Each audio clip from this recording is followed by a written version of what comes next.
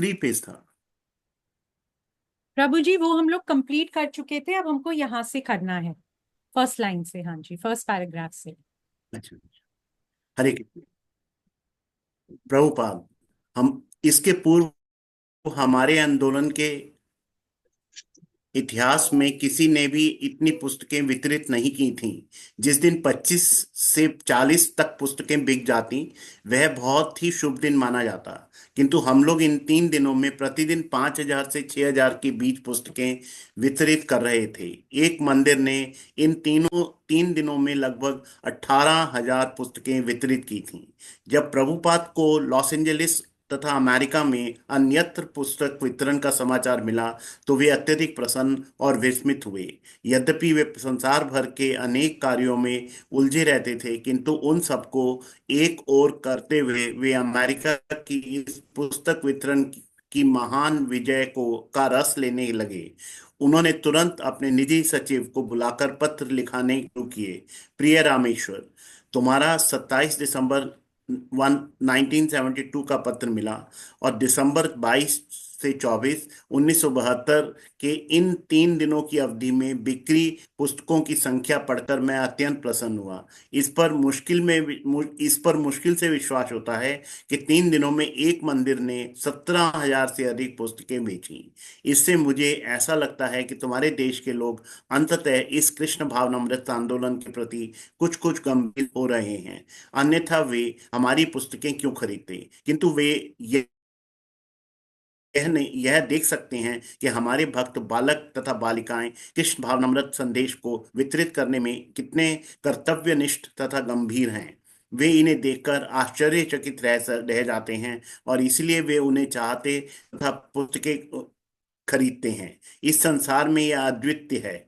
अतः मैं Los Angeles एवं विश्व भर के समस्त बालकों और तथा बालिकाओं से अत्यंत प्रसन्न हूँ, जो हमारे दिव्य साहित्य के इस अद्वितीय गुण को समझते तथा उसकी प्रशंसा करते हैं, और स्वेच्छा से समस्त प्रकार की कठिनाइयों के बावजूद वितरण करने के लिए बाहर जाते।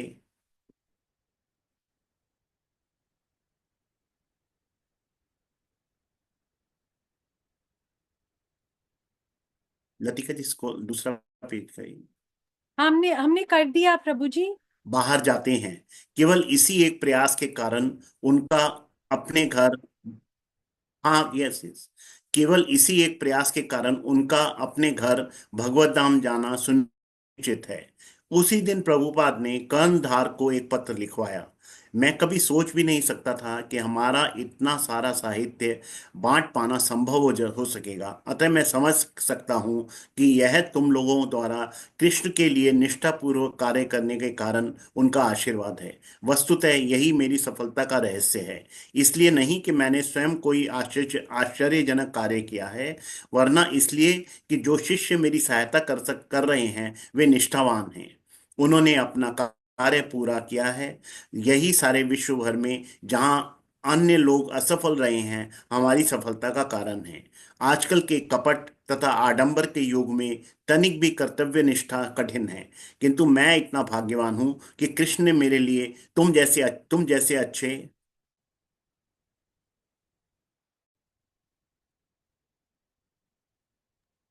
हरे कृष्णा। सुशील प्रभु जी, हरे कृष्णा। लतिका जी, आगे करिए। हाँ तुम जी। जैसे अच्छे बालक, हाँ जी, तुम जैसे अच्छे बालक तथा बालिकाएं भेज दी हैं, जो निष्ठापूर्वक कार्य कर रहे हैं। कृपया उन सब तक मेरी हार्दिक प्रशंसा पहुंचा देना। प्रभुपाद द्वारा लिखे पत्रों में क्रिसमस पर हुई भारी बिक्री की प्रशंसा तथा भक्तों को यह आश्वासन कि वे भगवत धाम जाएंगे, इन दोनों बातों ने पुस्तक वितरण के आंदोलन को नए वर्ष में अत्यंत वेग से बढ़ा दिया। भक्तगण पुस्तक वितरण के लिए नई विधियां और तथा नए स्थान ढूंढने लगे। नित्य नए मानदंड स्थापित हो रहे थे, और भक्तगण भविष्य के लिए और भी बड़ी बड़ी योजनाएं बना रहे थे। प्रघोष, मैं डेट्रॉयट मंदिर में सायंकालीन कक्षाओं में नियमित रूप से भाग लेने आया करता था, और मैं मंदिर कार्य में भक्तों की छोटी छोटी मोटी सेवा किया करता था। प्रतिदिन रात में मैं पुताई करता तथा और भक्तों को संकीर्तन से लौटते देखता। वे अत्यंत पुलकित एवं उमंग से भरे दिखते थे। मैं सदैव यह जानने के लिए कुछ कुछ उत्सुक उत्सुक रहता कि उन्होंने वहां ऐसा क्या किया है कि वे इस प्रकार वापस आते हैं। मैं सीढ़ी पर चढ़कर पुताई करता रहता। आगे लतिका जी।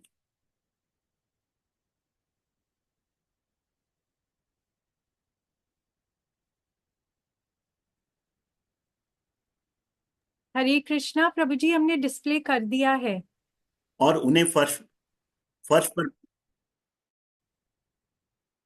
हाँ हाँ मैं देख रहा हूँ जैसे ही होता है मैं शुरू।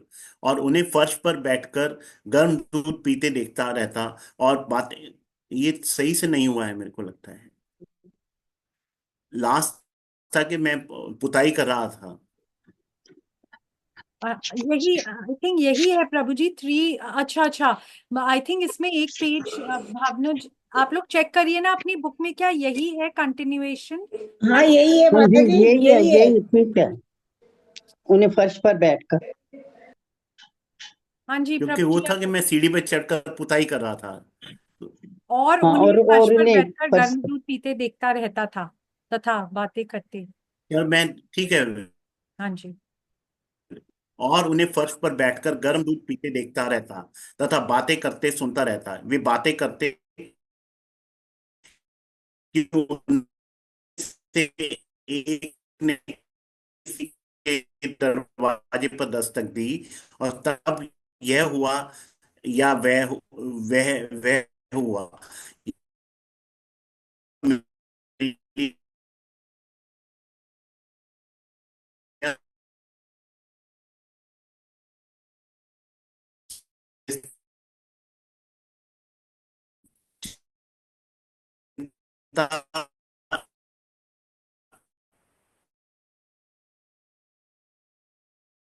माता जी आगे करो, आगे करो।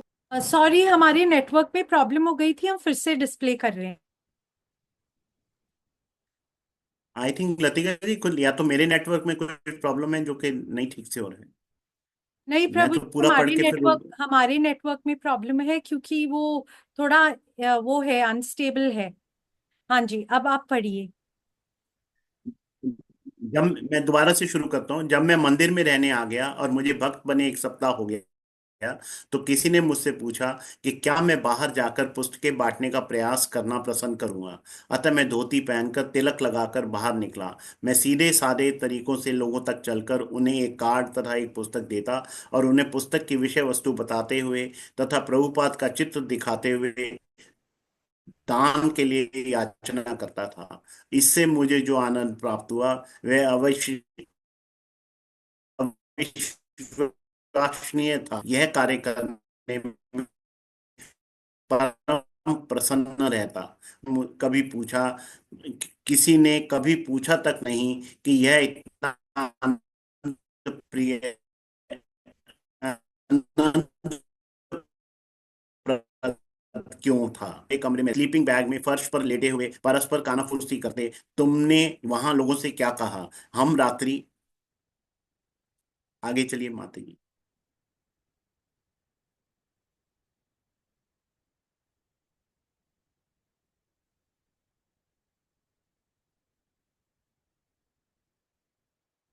हम रात्रि में बत्तियां बुझाकर ये सभी तरह की बातें करते रहते और यह बताने का प्रयास करते कि हम प्रभुपाद की पुस्तकों कि हम प्रभुपाद की पुस्तक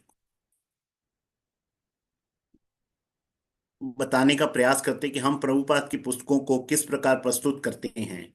त्रिपुरारी प्रभुपाद के साथ मेरा साहचर्य न्यूनाधिक अनुपस्थिति में या कार्य क्षेत्र में ही था। यहाँ अनेक पुराने भक्त स्वयं प्रभुपाद द्वारा प्रशिक्षित हुए थे। मुझे वह शिक्षा कभी प्राप्त नहीं हुई थी। मैं उनके द्वारा अपने अंतःकरण में शिक्षित हुआ था। मेरे विचार में हमारे सभी पुस्तक वितरकों वितरकों के साथ भी ऐसा ही हुआ। उनमें प्रभुपाद के प्रति घनिष्ठता का भाव था, किंतु उनका व्यक्तिगत संपर्क ज्यादा ना था। उनकी घनिष्ठता तथा सही अर्थ में प्रभुपाद को निकट से जानने की भावना उस सेवा भाव के कारण थी जिससे प्रभुपाद कहा करते थे कि वह उनकी सर्वस्व थी। यही की पुस्तकें बिकें। 1973 की गर्मियों में भक्तों ने देखा कि संगीत गोष्ठियों में वे कुछ ही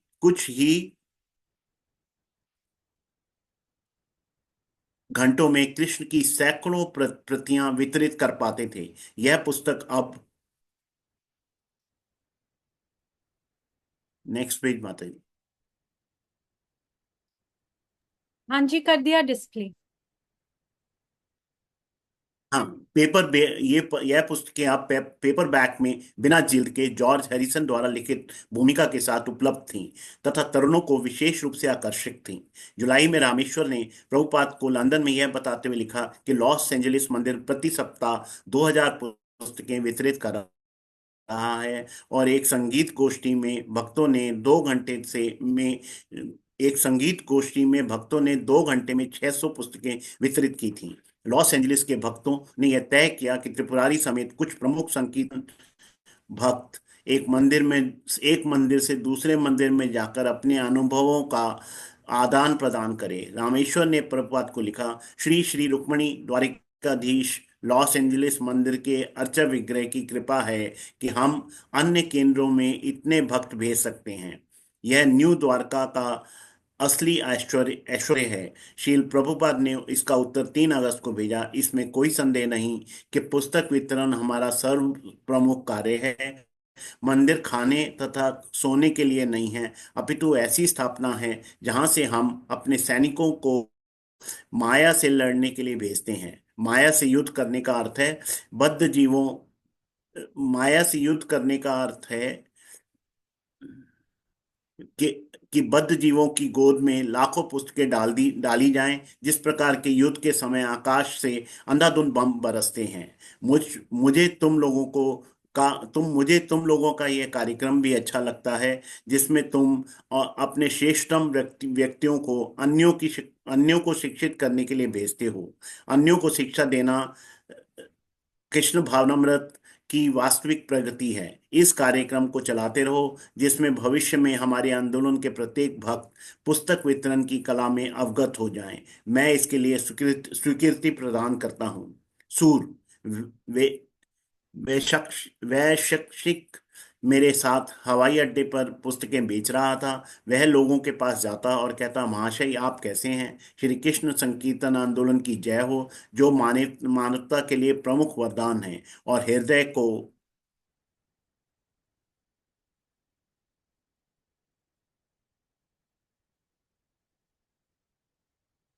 विमल करने वाला है। वह सिरे भगवान चैतन्य का शिक्षा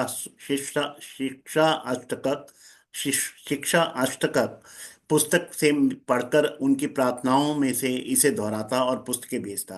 पुस्तकों के मुख्य पृष्ठ पर कृष्ण के चित्र तथा भक्ति के दृश्य थे और कभी कभी तो कुछ भक्तों को की भी समझ में नहीं आता था कि लोग इन चित्रों का संबंध इन पुस्तकों से किस प्रकार जोड़ते थे। किंतु प्रभुपाद की इच्छा थी कि इनका वितरण हो और उनका ये कहना कि हमें पुस्तक के गुण के अनुसार प्रचार करना चाहिए। जब एक भक्त ने प्रभुपाद से पूछा कि पुस्तक वितरित करते समय हमें क्या कहना चाहिए, तो प्रभुपाद ने उत्तर दिया, कृष्ण स्वाधर्मो प्रगते।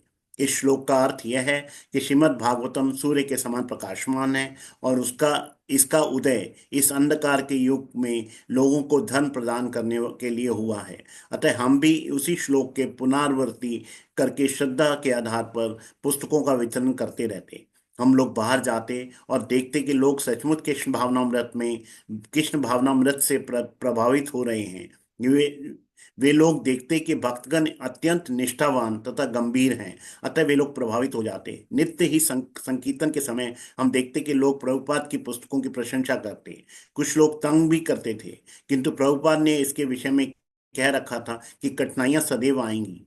अतः हमें जो भी अनुभव होता है उसकी पुष्टि प्रभुपाद ने पहले ही कर दी थी। शील प्रभुपाद कहते हैं कि पुस्तक विक्रेता को कभी कभी कठिनाई होगी, क्योंकि लोग कभी इस उसकी बात मानेंगे और कभी उसकी अवहेलना करेंगे, किंतु वह सहन करता है।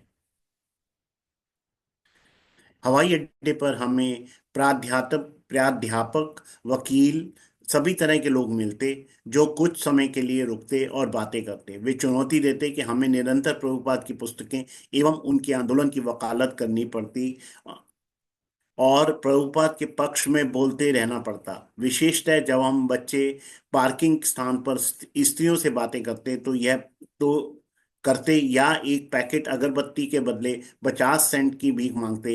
हम लोग प्रभुपाद की पुस्तकें विद्वानों के समक्ष प्रस्तुत करते और शिकागो, न्यूयॉर्क, लॉस एंजलिस और सैन डिएगो में मायावादियों, वैज्ञानिकों, व्यवसायियों तथा लोगों के संपर्क में आते। वहाँ के लोग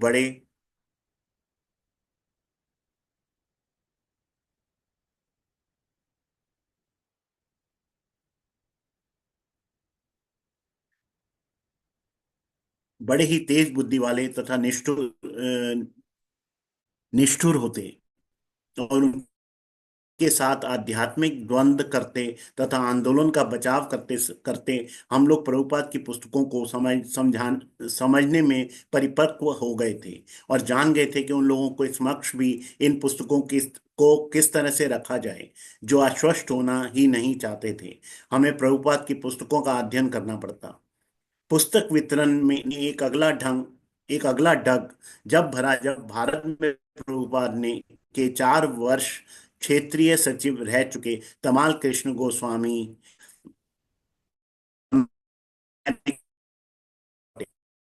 कीर्तन टोली बनाने में सहायता की, जो एक बस में राधा कृष्ण की मूर्तियां सहित अमेरिका भर में पुस्तकें वितरित करती और उत्सव मनाती। श्रील प्रभुपाद ने इस राधा दामोदर टोली के प्रति विशेष रुचि दिखलाई और इसके लिए और अधिक बसों के खरीदे जाने के लिए बीबीटी से ऋण की स्वीकृति दी बी और अधिक बसों के खरीदे जाने के लिए बीबीटी से ऋण की स्वीकृति दी।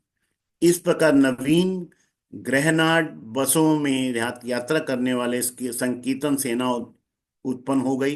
1974 के अंत तक राधा दामोदर टोली के पास 3 बसें, मध्यम दर्जे की गाड़ियां तथा अनेक व्यक्ति हो गए। प्रभुपाद इन बसों को चलते फिरते मंदिर कहते और उन्होंने राधा दामोदर भक्तों से इस कार्यक्रम को चालू रखने के लिए कहा, क्योंकि उनका विश्वास था कि वे भगवान चैतन्य को प्रसन्न कर रहे थे। प्रभुपाद ने लिखा, मुझे प्रसन्नता है कि तुमने मेरी पुस्तकों की महत्ता को समझ लिया है और इसलिए मैं इस पर इतना बल दे रहा हूँ। हर व्यक्ति को ये पुस्तकें लेने दो। श्रील प्रभुपाद ने राधा दामोदर टोली को प्रोत्साहित किया कि वह बसों की संख्या बढ़ाकर सैकड़ों में कर दे और इस प्रकार प्रत्येक नगर तथा ग्राम में कृष्ण भावनामृत पहुंचकर श्री चैतन्य महाप्रभु के मिशन ध्येय की पूर्ति करे। जब लॉस एंजलिस मंदिर त्रिपुरारी को की बीबीटी टोली तथा इस राधा दामोदर टोली के बीच दिव्य प्रतिद्वंदिता शुरू हुई, तो प्रभुपाद हमें इसे देखते रहे और उन्होंने आदर पूर्वक इसकी स्वीकृति दे दी।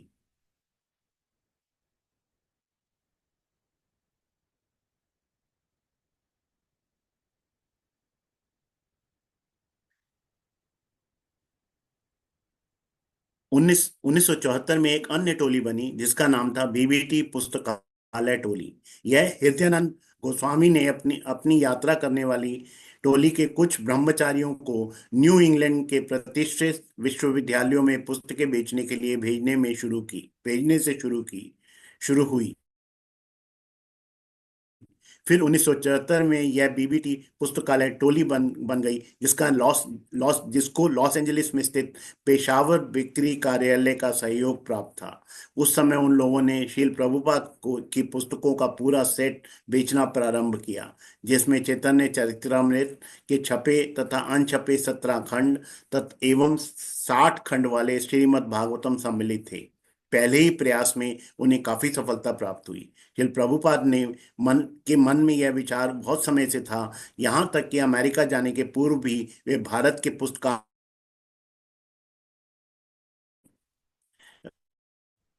प्रथम स्कंद की लेकर घूम चुके थे। नई दिल्ली में उनके प्रयास से अमेरिकन कांग्रेस के पुस्तकालय ने इस उन प्रारंभिक खंडों की प्रतियां प्राप्त कर ली थीं। अब उनकी यह देखने की इच्छा फलवती हो रही थी कि उनकी पुस्तकें अमेरिका के पुस्तकालयों तथा विश्वविद्यालयों में रखी जाएं। बीबीटी के अधीक्षक रामेश्वर ने एक सूचना पत्रक में समस्त मंदिरों को लिखा, श्रील प्रभुपाद इस कार्यक्रम के प्रति अधिकाधिक रुचि ले रहे हैं और हमें और इसे हमारे प्रमुख कार्यों में सम्मिलित कर रहे हैं। परम पूज्य सत्य स्वरूप दास स्वामी, जो इस समय जीबीसी के सचिव हैं और श्रील प्रभुपाद के निजी निजी सचिव के रूप में कार्य कर रहे हैं, प्रभुपाद द्वारा अमेरिका वापस भेजे जा रहे हैं, जिससे वे स्वयं इस बीबीटी की पुस्तकालय टोली का संचालन एवं संगठन कर सकें। सत्य स्वरूप दास के निर्देशन में इस टोली ने संयुक्त राज्य के आर पार यात्रा करते हुए हर सप्ताह विश्वविद्यालय पुस्तकालयों को, जिनमें येल, हार्वर्ड, कोलंबिया, प्रिंसटन तथा स्टैनफोर्ड के पुस्तकालय सम्मिलित हैं, दर्जनों स्थायी ऑर्डर भेजे। कुछ ही महीनों में उनके प्राचार्य अनुकूल समीक्षाएं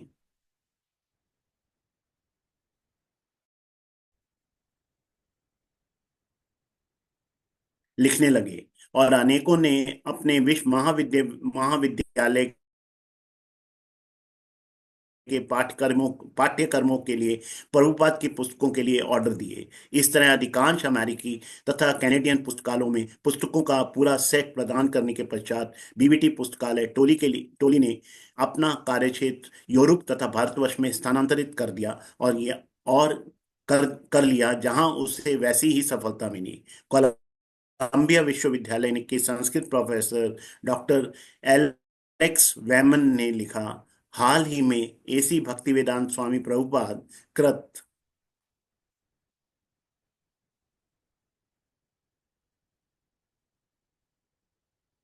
श्रीमद् भागवतम का सर्वोत्तम संस्करण पढ़कर मुझे अत्यंत प्रसन्नता हुई। इसके हर प्रश्न में संस्कृत शब्द के प्रति उत्कृष्ट देखरेख और लगन है एवं उसके बहुमूल्य अर्थ स्पष्ट दिखते हैं। मुझे विश्वास है कि यह चिर संस्मरणीय कार्य असंख्य पश्चिम वासियों को भागवतम का दिव्य संदेश प्रदान करेगा, जो अन्यथा इस अवसर से वंचित रह जाते।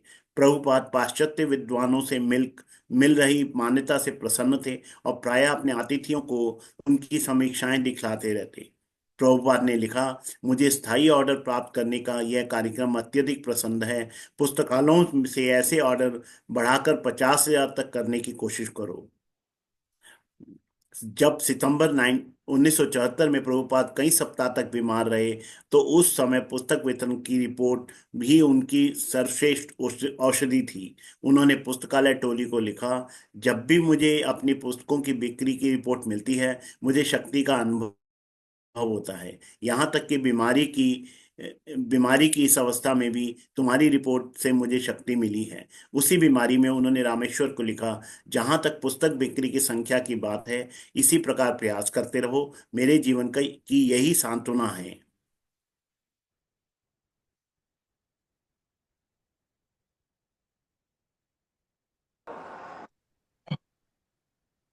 हाँ जी, श्रेष्ठा माता जी। हाँ, हरे कृष्णा माता। श्री प्रभुपाद ने अपना स्वास्थ्य ठीक कर लिया और 1974 के अंत तक उनका बीबीटी भी विशेष प्रबल हो उठा। पुनः सारे मंदिर जोरदार क्रिसमस मैराथन के लिए स्पर्धा में जुट गए।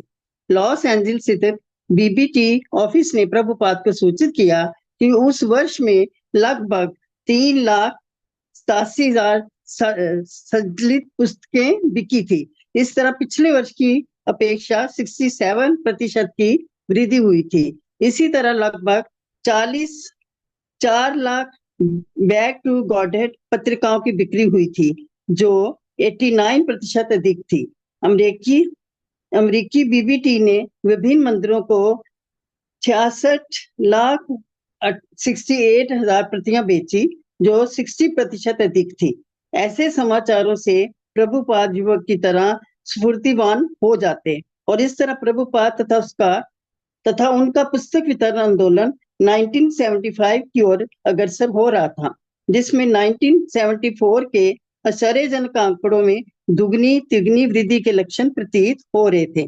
साथ ही विश्व भर में अन्य देशों के नवीन बीबीटी भी विस्तार कर रहे थे। श्री प्रभुपाद ने 1972 में भक्ति वेदांत बुक ट्रस्ट बीबीटी की स्थापना स्वतंत्र इकाई के रूप में इस दृष्टि से की थी कि उनकी पुस्तकें निरंतर छपती तथा बढ़ती रहे।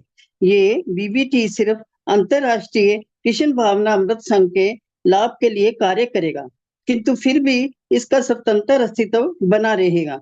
ट्रस्ट के दस्तावेज में लिखा था कि इसके ट्रस्टी पुस्तकों की बिक्री से प्राप्त धन को इस्कॉन के मंदिरों में 2 फंडों में बांट देंगे, जिनसे दो निधियां बनेगी। पहली पुस्तकों की छपाई के लिए और दूसरी इस्कॉन संपत्ति खरीदने तथा मंदिर निर्माण करने के लिए। प्रभुपाद का विश्वास था कि यदि इस आधे सूत्र का पालन किया जाए तो कृष्ण की कृपा से इस्कॉन की सफलता निश्चित है।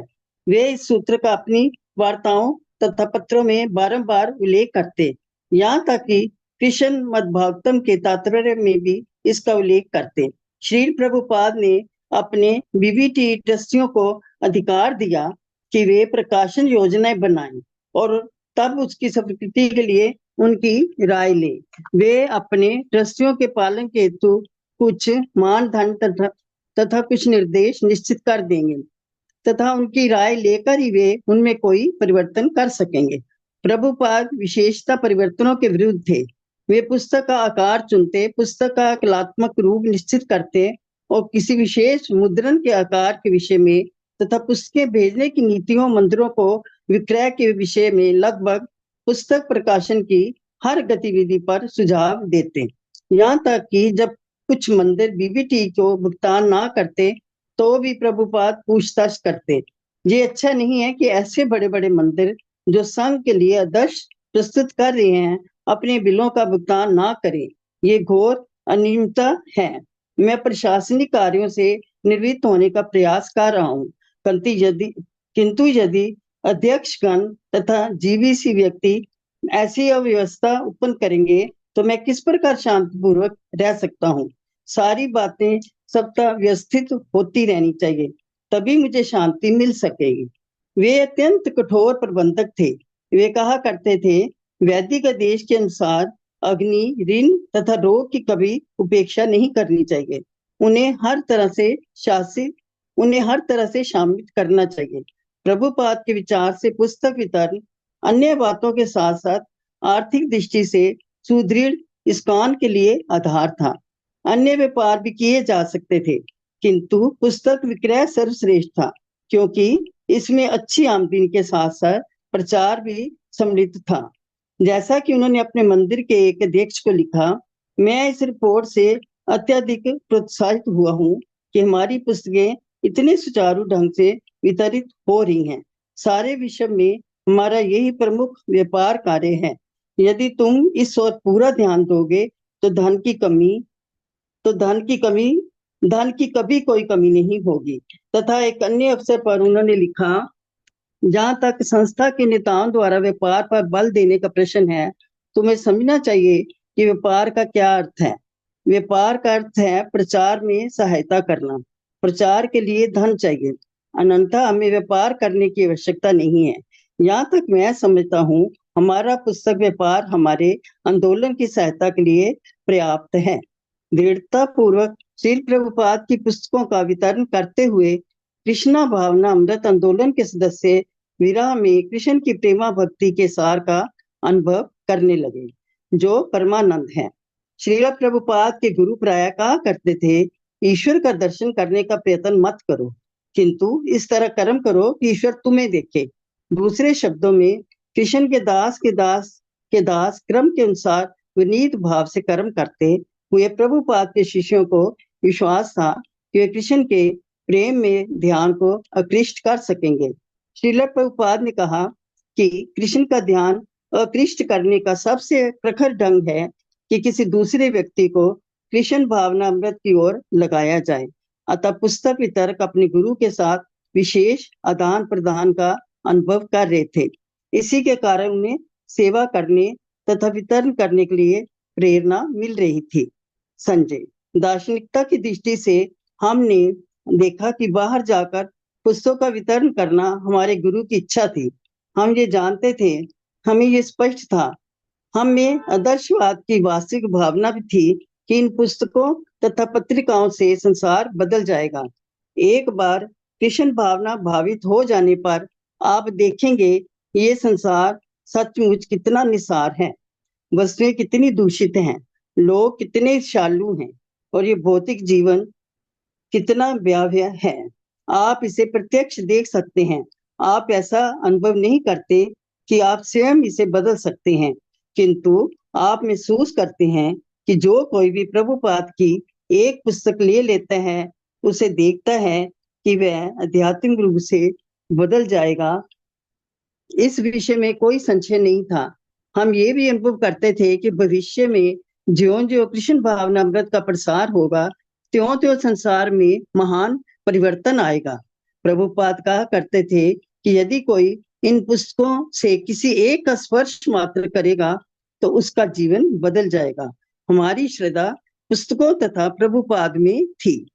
केशव भारती, जब आप एक पुस्तक बांट देते हैं तो प्रभुपाद से एक विशेष आदान प्रदान हो जाता है। जब कोई व्यक्ति अगरबत्ती या अन्य वस्तु लेने की तुलना में एक पुस्तक लेता तो हमारे आंतरिक मनोभावों में नाटकीय अंतर हो जाता था। वस्तुतः उन पुस्तकों को वितरित करते हुए हम पूरा दिन प्रभुपाद के साहचर्य का अनुभव करते। हम अपने को सिर्फ इसलिए त्यक्त नहीं समझते थे कि कुछ भक्त शारीरिक रूप से प्रभुपाद के अधिक निकट संपर्क में थे। पुस्तक वितरकों को सदैव प्रबल उत्साह मिलता। हम लोग हरिदास ठाकुर के विषय में पढ़ते कि वे किस प्रकार बाहर जाते, भूमि पर लौटते और लोगों से जप करने की प्रार्थना करते। ऐसी बातों से हमें प्रोत्साहन मिलता। वैशेषिक, हम लोग सोचा करते कि कैसे प्रभुपाद इन पुस्तकों के लेखन में डिक्टेटिंग मशीन के पीछे बैठकर इतना समय व्यतीत करते थे। हम लोग ध्यान करते कि वे किस प्रकार कुछ ही घंटे सोते और इन पुस्तकों को लिखने के लिए सभी आवश्यकताओं में कटौती करते। अतः हम लोग भी अपने अन्य कार्यकलापों को कम करने और बाहर जाकर केवल पुस्तकें वितरित करने का प्रयास करते। प्रभुपाद कहते कि भगत को 6 गोस्वामियों की भावना में रहना चाहिए। अतः हम लोग प्रतिदिन उन प्रार्थनाओं को गाते रहते, हमें उनसे वास्तविक संबंध प्रतीत होता। यहाँ तक कि प्रारंभ में ही एक भक्त ने मुझसे कहा, क्या आप जानते हैं कि प्रभुपाद कहाँ हैं? और फिर उसने कहा, वे अपनी पुस्तकों में हैं। ये भावना सदैव रहती, हमें ये संबंध सदा सदा ही प्रतीत होता। जगत दात्री देवी दासी, जब मैं प्रभुपाद की पुस्तकें बांट रही थी, मैं समझती थी कि उनके लिए मैं सबसे रुचिकर कार्य कर रही हूँ। मैं उन्हें अपने गुरु के आदेशों को पूरा करने में सहायता दे रही हूँ। अतः वे प्रसन्न थे। वे और अधिक प्रसन्न होंगे यदि मैं इसे ढंग से करूं। मैं सदैव ये कहानी सुना करती कि किस प्रकार भक्ति सिद्धांत सरस्वती प्रसन्न होते यदि कोई बाहर जाकर एक भी पत्रिका बांट आता, क्योंकि बाहर जाकर किसी बद्ध जीवी पर दया करना ही वास्तव में संकीर्तन भावना मानी जाती है। मैं सदैव परोपकार करना चाहती थी। मुझे लोगों के लिए कुछ करने की भावना पसंद है। अतः यही लोगों की सहायता करने का सार है कि आप लोगों के भगवत धाम जाने में सहायक बन रहे हैं। अतः मेरे लिए वही प्रोत्साहन था। अन्य जीवों को कृष्ण के पास लाकर हम सबता ही शुद्ध हो जाते हैं। लवांग लतिका देवी दासी प्रभुपाद को बोलते हुए सुनकर और ये जानकर कि वे इन पुस्तकों तथा श्रीमद् भागवतम में से सदैव पढ़ते हैं और सदा ये उपदेश देते रहते हैं कि तुम्हें ये ज्ञान अन्यों को वितरित करना है। सारी बातें सरल हो जाती, अर्थात आप जान जाते कि यही श्री प्रभुपाद की इच्छा थी। वे सदैव हमसे कहते रहते कि मैं तुम्हें ये ज्ञान दे रहा हूँ। ज्यों ही ये ज्ञान तुम्हारे पास आता है, तुम्हें इस ज्ञान को अन्यों में वितरित करना है। श्री प्रभुपाद अमेरिका में अपने शिष्यों को उपदेश देने आए थे। वे इन पुस्तकों को वितरित करने के लिए ही इनके अनुवाद में इतना अधिक समय बिताते थे। तुम्हें इन्हें अन्यों में बांटना चाहिए ताकि इन पुस्तकों को लोग अपने घरों में रखें। वृंदावन 1975। श्री प्रभुपाद ने कृष्ण बलराम मंदिर के भव्य उद्घाटन के लिए अर्चावगृहों की स्थापना की। लगभग 1000 शिष्य उपस्थित थे और उत्तर प्रदेश के राज्यपाल मुख्य अतिथि थे। वर्षों के कठिन प्रयास के बाद ये भव्य उद्घाटन श्री प्रभुपाद एवं उनके आंदोलन की भारी विजय थी। कृष्ण तथा बलराम की पहली आरती करने के बाद वेदी पर खड़े होकर प्रभुपाद ने भीड़ को संबोधित किया और बताया कि ये अंतरराष्ट्रीय मंदिर है, यहाँ विश्व भर के लोग पूजा करने और गौर निताई कृष्ण बलराम तथा राधा कृष्ण की शरण पाने के लिए आ सकते हैं। बाद में उस शाम को श्री प्रभुपाद अपने कुछ जीबीसी व्यक्तियों के साथ अपने कमरे में बैठे थे।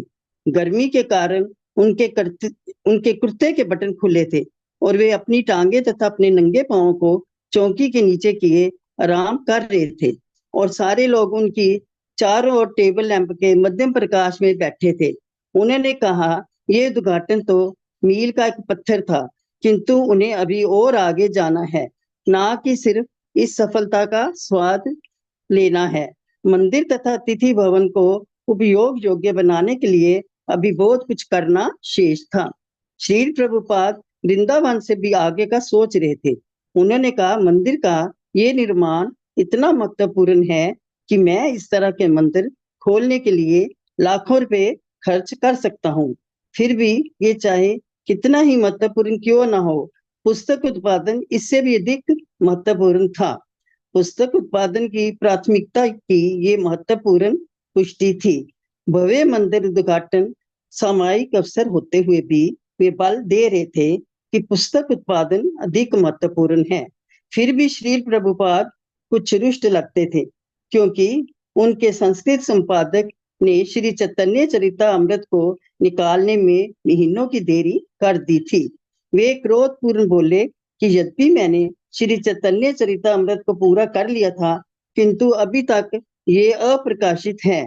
उन्होंने श्रीमद् भागवत के चतुर्थ स्कंद के चारों भाग भी पूरे कर लिए थे और 5वां स्कंद वे प्रारंभ कर रहे थे, किंतु चौथे स्कंद का केवल एक खंड ही अभी तक छपा था। उपस्थित भक्तों में से एक भक्त प्रभुपाद की बात ना समझ पाने के कारण बोल उठा कि चूंकि प्रभुपाद जी अब हवाई जा रहे हैं, अतः वहां वे शांतिपूर्वक लिख सकेंगे। प्रभुपाद ने उत्तर दिया कि जब उनकी पांडुलिपियां प्रकाशित नहीं हो रही हो तो वो लिखने के लिए उत्साहित नहीं होते। कई वर्षों तक न्यूयॉर्क में रहने के बाद अब बीबीटी प्रेस लॉस एंजल्स लाया जाने वाला था। यहाँ राधा वल्लभ उत्पादन मैनेजर होंगे और बीबीटी परिनिरीक्षक रमेश्वर प्रेस के कार्यों की ठीक से निगरानी कर सकेंगे।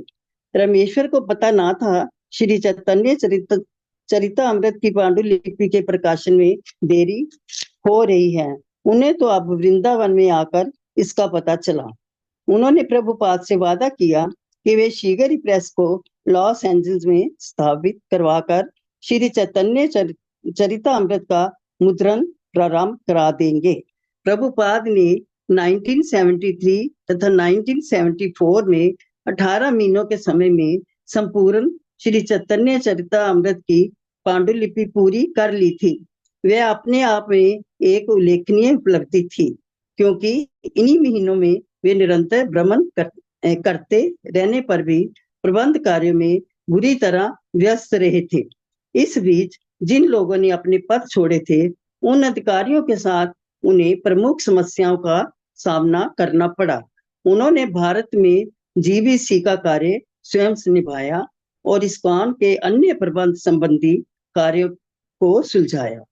उन्होंने अनेक बड़े बड़े बीबीटी ऋणों को मंजूरी दी और विश्व भर में इस्कॉन के प्रसार तथा विकास को अनुमोदित किया। ढेरों पत्रों के निरंतर उत्तर देना, अतिथियों से नित्य बातें करना तथा जहां जहां जाते वहां भागवत पर व्याख्यान देना उनके अतिरिक्त कार्यों में से थे। उनके लिखने का एकमात्र समय था प्रातः 1 बजे उठना और नित्य 2-3 घंटे तक कार्य करना। लॉस एंजल्स 20 जून 1975। लॉस एंजल्स आने पर प्रभुपाद का उल्लासपूर्ण स्वागत हुआ। उनके साथ अग्रणी सन्यासी तथा जीबीसी सचिव थे, जिनमें कीर्तानंद स्वामी, विष्णुजन स्वामी, ब्रह्मानंद स्वामी तथा तमाल कृष्ण स्वामी आदि सम्मिलित थे। बाद में समस्त इस्कॉन केंद्रों में सर्वप्रिय अपने इस कमरे में बैठे हुए उन्होंने अप्रकाशित पुस्तकों के विषय में संक्षेप में बात की। वे कुछ विचलित लगते थे, किंतु इस बारे में उन्होंने कुछ नहीं कहा। फिर भी वे मंदिर तथा रुक्मणी द्वारकाधीश के अर्चा विग्रहों को देखकर अत्यंत प्रसन्न थे। अपने संक्षिप्त आगमन भाषण में उन्होंने बताया कि वे अपने शिष्यों पर शीघ्र पुस्तकें छापने के लिए क्यों इतना दबाव डाल रहे हैं। वे मखमल की गद्दी वाले व्याह आसन पर बैठकर बोले, मेरी कोई निजी योग्यता नहीं है, परंतु मैं केवल अपने गुरु को संतुष्ट करना चाहता हूँ, बस। मेरे गुरु महाराज ने मुझसे कहा था कि यदि तुम्हें कुछ दान मिल सके तो पुस्तकें छापना। इसके लिए एक निजी बैठक तथा वार्ता हुई थी। वहां पर मेरे कुछ महत्वपूर्ण गुरु भाई भी थे। वह स्थान राधा कुंड था। मेरे गुरु महाराज मुझसे कह रहे थे, जब से ये बाग बाजार का संगमरमर मंदिर हमें मिला है, तब से मतभेद बढ़ा है और हर एक यही सोचता है कि कौन किस कमरे पर अधिकार जमाए। अतः मैं इस मंदिर को तथा संगमरमर को बेचकर कुछ पुस्तकें छापना चाहता हूँ। तो हाँ, मैंने उनके मुंह से ये बात सुनी कि वे पुस्तकों के अत्यंत शौकीन थे। उन्होंने व्यक्तिगत रूप से मुझे कहा था, यदि तुम कुछ धन पाओ तो पुस्तकें छापो, इसलिए मैं इस पर इतना बल देता हूँ। आखिर पुस्तक है कहाँ? पुस्तक है कहाँ? अतः आप मेरी सहायता करें, यही मेरी विनती है। अधिक से अधिक तथा जितनी भाषाओं में हो सके पुस्तकें छापो और उन्हें विश्व भर में वितरित करो, तब कृष्ण भावना अमृत आंदोलन सबका प्रगति करेगा। अगले प्रातः का वेनिस तट पर घूमते हुए श्री प्रभुपाद ने एक अनोखी चेतावनी दी। भक्तों से घिरे हुए वे भालू में हल्के से अपनी छड़ी घुसाते हुए चले आ रहे थे। तभी उन्होंने कहना शुरू किया, ये 17 अप्रकाशित खंड आंदोलन के लिए विकट समस्या बने हुए हैं। रमेश्वर ने चिंता अभिव्यक्त करते हुए उत्तर दिया, जी हाँ प्रभुपाद। अन्य भक्तों ने भी संवेदना प्रकट करते हुए सिर हिलाया, आगे बोले, हाँ, उन्हें तुरंत प्रकाशित करना चाहिए। रमेश्वर ने आज्ञा पालन करते हुए कहा, जी हाँ प्रभुपाद। अंत में प्रभुपाद ने कहा, अतः मैं सोचता हूँ कि वे 2 महीने में छापे जा सकते हैं। रमेश्वर को लगा कि उसने ठीक से सुना नहीं। प्रेस अभी अभी चालू हुआ था। आर्टिस्टों के कमरों में भी अभी तक बत्तियां नहीं थी। 2 महीने का समय तर्क विरुद्ध है, बिल्कुल असंभव। श्री प्रभुपाद से अवसर था, अतः रमेश्वर बैठकें करते रहे हैं और अब अंतिम रूप से यहाँ पर प्रेस लग चुका है। अतः मैं सोचता हूँ कि हम अपना उत्पादन 4 गुना बढ़ा सकते हैं। मेरे विचार से अब प्रति 4 मास में एक पुस्तक छापने के बजाय हम आपकी एक पुस्तक प्रति माह छाप सकते हैं। अब रमेश्वर तथा राधा वल्लभ दोनों ही प्रभुपाद के पास चल रहे थे। तमाल कृष्ण गोस्वामी तथा ब्रह्मानंद स्वामी दूसरी ओर चल रहे थे। हरे कृष्णा प्रभुपाद माता मानो जी, प्रत्यक्ष धन्यवाद। सोचते हुए विचार कर। धन्यवाद माता जी। हाँ। सुमन हरे कृष्णा हरे कृष्णा। सुमन हरे माता कृष्णा पढ़ेंगी ललिता जी। माता जी। हरे कृष्णा माता जी। हरे कृष्णा। प्रभुपाद मानो प्रत्यक्ष सोचते हुए विचार करके बोले, एक पुस्तक प्रति मास अर्थात 17 खंडों के लिए 1 वर्ष से ऊपर, यह पर्याप्त तेज गति नहीं है। अन्य भक्त रामेश्वर तथा राधा वल्लभ को देखने लगे और वे दोनों एक दूसरे की तरफ देख रहे थे। श्रील प्रभुपाद ने पुनः कहा, तुम्हें 2 महीने की अवधि में सारी पुस्तकें छापनी है। इस बार उन दोनों प्रबंधकों ने ठीक से सुना और वे स्तंभित थे, उन्हें विश्वास नहीं हो पा रहा था। रामेश्वर ने कहा, श्रील प्रभुपाद, मेरे विचार से यह असंभव है। हाँ, हम लोग तेजी से कार्य कर सकते हैं। प्रभुपाद ने सहसा चलना बंद कर दिया और बालू में अपनी छड़ी को दृढ़ता पूर्वक गड़ाकर रामेश्वर की ओर मुड़कर वे बिना क्रोध किए किंतु गंभीरता पूर्वक बोले, असंभव शब्द तो मूर्खों के शब्दकोश में मिलता है। सहसा रामेश्वर को लगा कि उसे आध्यात्मिक जीवन की अनुभूति हो गई है। असंभव कहने का अर्थ होगा कि उसे कृष्ण के प्रतिनिधि में, भगवान की शक्ति में श्रद्धा नहीं है। उसे अपने सारे भौतिक अनुमानों तथा तर्कशील बुद्धि को छोड़ देना चाहिए। रामेश्वर तथा राधा वल्लभ मुंह खड़े थे, किंतु प्रभुपाद अन्यों के साथ आगे बढ़ने लगे। इन दोनों भक्तों ने जल्दी से उनके साथ होना चाहा, किंतु हर व्यक्ति उनकी ओर देखकर मानो कह रहा हो, चलो संशय करना छोड़ दो, तुम्हें यह करना ही होगा। रामेश्वर ने श्रील प्रभुपाद से पूछा कि वह प्रेस में अन्य भक्तों से चर्चा करके बाद में बता सकता है। प्रभुपाद ने कहा, हाँ, जो भी आवश्यक हो। रामेश्वर तथा राधा वल्लभ पीछे रह गए और प्रभुपाद तथा अन्य लोग समुद्र तट की ओर आगे बढ़ते गए। मंदिर के प्रातःकालीन कार्यक्रम में रामेश्वर तथा राधा वल्लभ अपने जप में तथा प्रभुपाद की कक्षा में ध्यान लगाने का प्रयत्न करते रहे, किंतु वे 2 महीनों में 17 खंड प्रकाशित करने के प्रबंध के विषय के अतिरिक्त और कुछ न सोच सके। और जब वे प्रेस कर्मचारियों से मिले तब उन्हें विश्वास हो गया कि इसे कर सकना संभव है। ऐसा लग रहा था कि कोई योग शक्ति अवतरित होने वाली है, किसी न किसी प्रकार इसे किया जा सकता है। अतः उन्होंने योजना प्रस्तुत की और अन्य कर्मचारियों को आश्वस्त किया। बाद में प्रभुपाद से बात करते समय रामेश्वर ने कहा, यह हो सकता है। श्री प्रभुपाद ने उत्तर दिया, किंतु रामेश्वर ने बताया कि कुछ शर्तें थी। बांग्ला संपादन कार्य के भली भांति होने के लिए संपादकों को नियमित रूप से श्री प्रभुपाद से परामर्श करने दिया जाए। प्रभुपाद तुरंत राजी हो गए और कहा कि जब तक आवश्यक हो वे लॉस एंजलिस में रुकने के लिए तैयार हैं, किंतु 2 मास की अवधि निश्चित रूप से रखी जाए। रामेश्वर की दूसरी शर्त थी कि आर्टिस्ट जितनी तेजी से संभव हो सकेगा कार्य करेंगे, किंतु हो सकता है कि चित्र उत्तम कोटि के न हो। प्रभुपाद ने कहा, न होने से कुछ होना अच्छा है। जब रामेश्वर ने बताया कि आर्टिस्टों के समक्ष उनके तकनीकी प्रश्न होंगे, तो प्रभुपाद राजी हो गए कि वे उनके समाधान के लिए समय देंगे।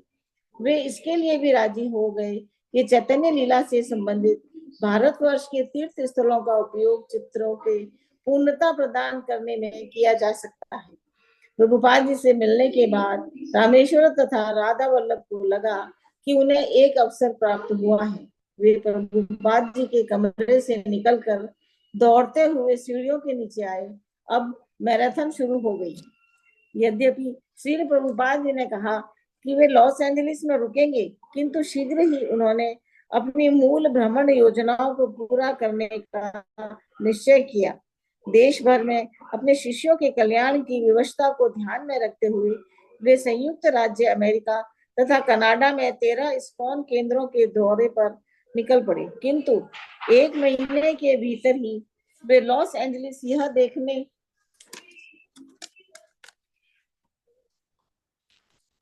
के लिए लौट आए कि प्रेस कर्मचारी 2 मास में 17 खंड प्रकाशित करने का अपना वचन पूरा कर रहे हैं कि नहीं।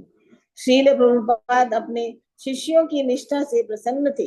उन्होंने उनसे 2 महीने में 17 खंड छापने के लिए कहा था और उन्होंने यह बताने का प्रयास करने के बजाय कि यह क्यों असंभव है, उनके आदेश को इतनी गंभीरता से लिया था कि उनके मन में उसे न मानने या उसमें कोई परिवर्तन या परिवर्धन करने का कोई विचार न आया। आदेश को परिवर्तित करने के बजाय उन्होंने अपने जीवनों को परिवर्तित कर लिया।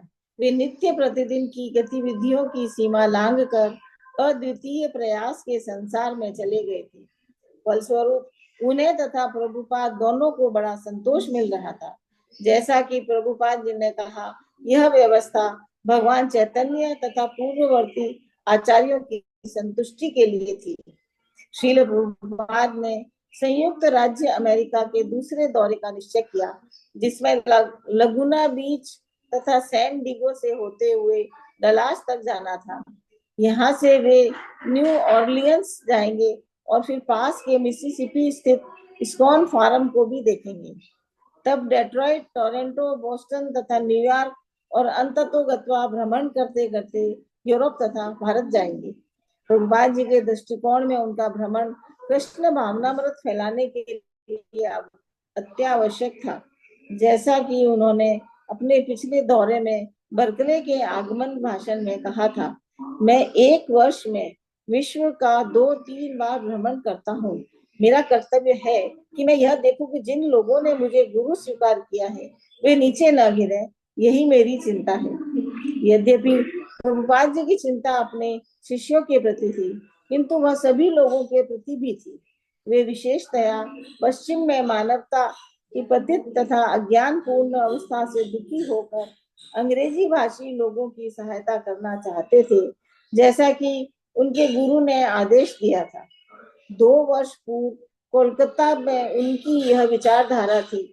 जब वे बीमारी से उठकर यह रथ यात्रा में भाग लेने लंदन के लिए रवाना हुए थे, उनकी प्रबल इच्छा थी कि वे पश्चिम में जाकर उपदेश दे, जहां लोग बुरी तरह काल्पनिक दर्शन की जकड़ में रहकर ईश्वर का निषेध करके इंद्रिय सुख का गुणगान कर रहे थे।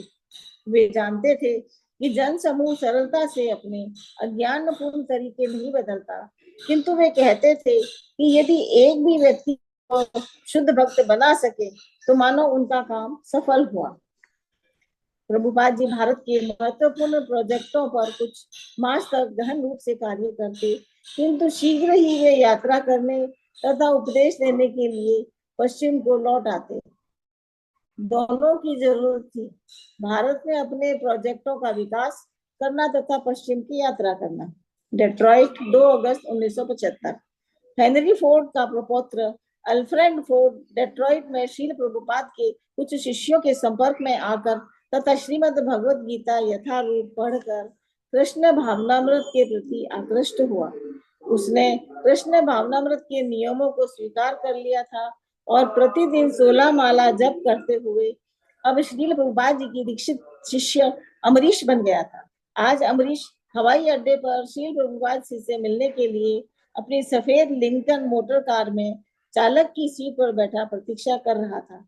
प्रभुपाद जी को आते देखकर अमरीश चालक की सीट से निकलकर बाहर आया और उन्हें दंडवत प्रणाम किया। उसने अपनी मोटर का पिछला दरवाजा प्रभुपाद जी के लिए खोला, फिर बंद किया और अपनी सीट पर लौट आया, मानो कोई तुच्छ चालक हो। दूर निकल जाने पर प्रभुपाद जी ने कहा, हम भक्तों के पास भी कार है, किंतु उससे हम मंदिर जाकर पुस्तकें वितरित करते हैं। कृष्ण के लिए किसी भी वस्तु का उपयोग हो सकता है। यहाँ यह धनी व्यक्ति का पुत्र अल्फ्रेड फोर्ड है। हम उसे थोड़ी सी आध्यात्मिक शिक्षा दे रहे हैं और वह सुखी है। डेट्रॉइट में श्रील प्रभुपाद की एक अन्य शिष्या थी जिसका नाम था एलिजाबेथ रूथर, जो अब लेखा श्रवंती देवी दासी थी और मजदूर नेता वॉल्टर रथर की पुत्री थी। अम्बरीश ने प्रभुपाद को बताया कि फोर्ड तथा रूथर परिवार एक दूसरे के शत्रु थे, किंतु अब उनके 2 वंशज कृष्ण भावनाव्रत में शांति पूर्वक इकट्ठे कार्य कर रहे थे। प्रभुपाद जी इन दोनों शिष्यों की विनयशीलता से अत्यंत प्रसन्न थे और यद्यपि वे इन्हें विशेष सम्मान प्रदान करते, तथापि वे इतना स्नेह न प्रकट होने देते कि वे ऐसे प्रसिद्ध परिवारों से आए हैं। अम्बरीश तथा लेखा श्रवंती अपने को वैष्णवों की विनीत दास मानते। मंदिर जाते हुए प्रभुपाद की कार एक विशाल आधुनिक इमारत के सामने से गुजरी, जिस पर कई राष्ट्रों के झंडे फहरा रहे थे और एक विशाल पट लगा था, वर्ल्ड डेड क्वार्टर्स फोर्ड। एक भक्त ने मुड़कर अम्बरीश से पूछा कि क्या आप यही काम करते हैं? पिछली सीट से प्रभुपाद जी बोल उठे, नहीं, वह उसका मालिक है। जब वे एक विशाल शहरी पुनर्विकास योजना के सामने से जा रहे थे तो प्रभुपाद जी ने पूछा, यह क्या है?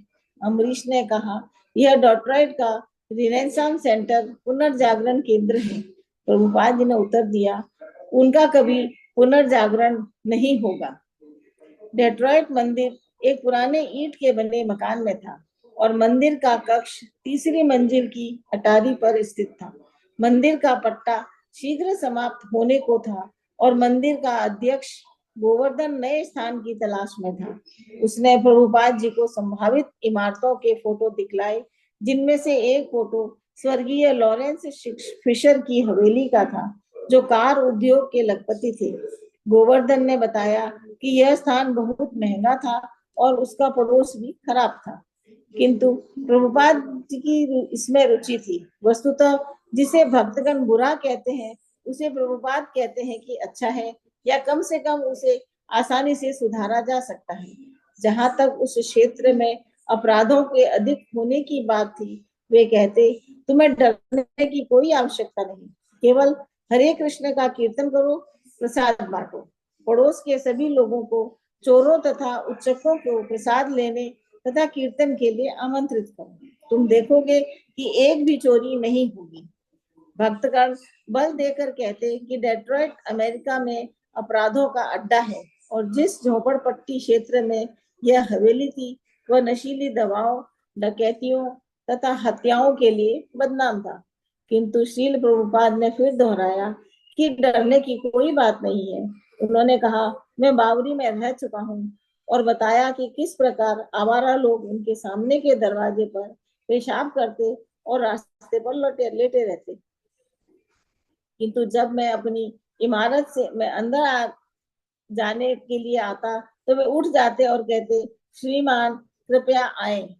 प्रभुपाद जी ने कहा, वह स्थान ले लो और वहां प्रतिदिन 24 घंटे हरे कृष्ण का कीर्तन करो। यदि कोई चोर आता है तो हम कहेंगे, हाँ, पहले प्रसाद ग्रहण करो और तब जो चाहो सो ले जाओ, आखिर हमारे पास है ही क्या।